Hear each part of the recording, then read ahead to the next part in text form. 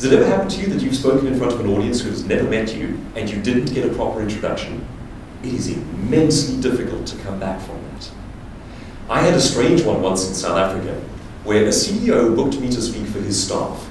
And he flies me all the way down to Durban, he puts me up in this nice hotel, and on the day I arrive, and it's a room about the size of this one.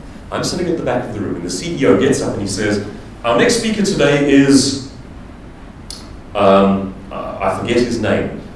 And I've never heard him before, but he'll tell you why he's here. And he sits down.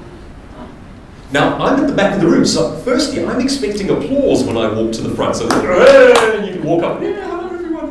What actually happened was dead silence. And it was a tiled floor. So all you heard from the back of the room to the front was my footsteps. And I noticed halfway up that one of my shoes had a little bit of a squeak to it. All the way up to the front of the room. Now, I'm 2 steps back before I even have to begin. I'm already on the defensive. I have to explain who I am, introduce myself, create a little bit of interest, and I have to overcome this negative perception that the CEO doesn't really care. Wow. Yeah. It's actually quite easy to get a good introduction. You can't really use it in small scenarios like a, say, a boardroom meeting, but if you're doing a sales presentation, take a colleague with you. Have the colleague say, our next presenter today is Stacy, and Stacy is this person who does that with the company, and she's going to tell you today about how our product can help you too. Stacy. And there you go. It just gives you that little bit of credibility, that little bit of a connection with the audience before you begin. Now folks, you can take that idea quite a few steps further if you want to. If you're going to speak for a large audience and you want to win them over before you even get to the front, create an introduction that has a bit of playfulness and a bit of humor in it. So what you want to avoid doing is giving an introduction that's like 3 pages of your resume. That's never going to work. This person was born in 1975 and this is where they went to school. Nobody cares.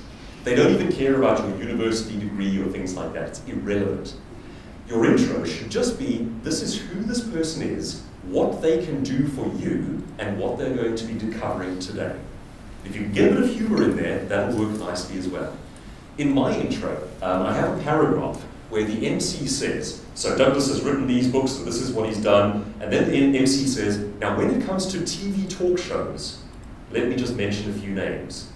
The Oprah Winfrey Show in the United States, David Letterman, CNN. Douglas has watched them all. So you build up this expectation of, wow, he's been on Oprah. No, I've watched it on TV. And what happens there is the last thing that occurs before I walk onto the stage is the whole audience laughs and I'm picking on myself, which is always the best kind of humor. If you can get a little bit of humor into your intro, it works like a charm. But do make sure that you get a good intro.